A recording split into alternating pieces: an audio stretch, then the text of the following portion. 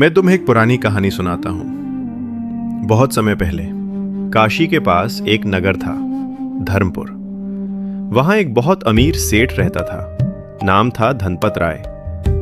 मैं जब भी उसे देखता, उसके माथे पर बड़ा तिलक, गले में मोटी माला और मुंह पर धर्म का घमंड साफ दिखाई देता था। उसने नगर के बीचों बीच संगमरमर का बड़ा मंदिर बनवाया था और उसे अपनी सबसे बड़ी भक्ति मानता था। लेकिन मैं ये भी देखता था कि उसके मन में दया नहीं थी। वो गरीबों और मजदूरों को नीची नजर से देखता था। उसे लगता था कि भगवान सिर्फ सोने चांदी और बड़े मंत्रों में ही रहते हैं। एक दिन हमारे नगर में एक फक्कड़ संत आए। लोग उन्हें संत सत्यकाम कहते थे। उनके पास न धन था न आश्रम, साधारण कपड़े, हाथ में लकड़ी का कमंडल और मुंह पर गहरी शांति। वे जहां बैठते वहीं कबीर साहिब की बातों को बहुत सरल भाषा में समझाते। सेठ धनपत राय ने अपने मंदिर की प्राण प्रतिष्ठा के लिए बड़ा भंडारा रखा। उसने सोचा कि अगर संत सत्यकाम आएंगे तो उसकी इज्जत और बढ़ेगी। इसलिए उसने उन्हें बुलवाया। जब संत आए, सेठ ने उन्हें सोने के सिंहासन पर बैठने को कहा। संत मुस्कुराए और बोले कि मुझे जमीन पर बैठना अच्छा लगता है। मैं ये देखकर समझ गया कि ये संत दिखावे से दूर हैं। भोजन का समय आया। चांदी की थाली में तरह तरह के पकवान परोसे गए। तभी दरवाजे पर एक गरीब मजदूर आ गया। उसके कपड़े गंदे थे और वो प्यास से कांप रहा था।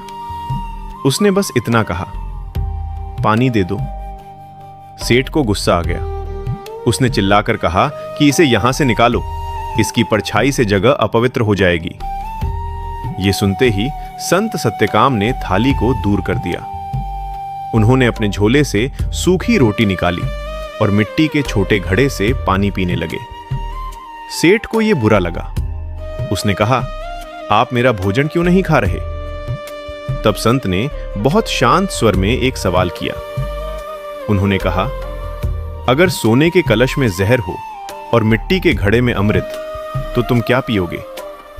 सेठ ने तुरंत कहा, अमृत।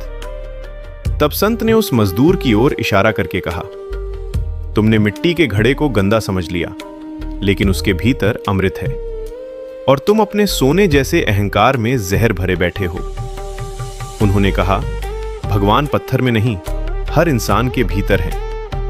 जब तक तू जीवित इंसान को नहीं पहचानेगा, तेरी पूजा व्यर्थ है। यह सुनते ही सेठ की आंखें खुल गईं। उसका सारा घमंड टूट गया। वो दौड़कर मजदूर के पास गया, खुद पानी पिलाया और भोजन कराया। उस दिन मैंने समझा कि सच्चा धर्म मंदिर में नहीं, इंसानियत में है। संत सत्यकाम साहिब बंदगी कहते हुए आगे बढ़ गए, लेकिन धर्मपुर को मानवता का ऐसा पाठ दे गए जो कोई कभी नहीं भूल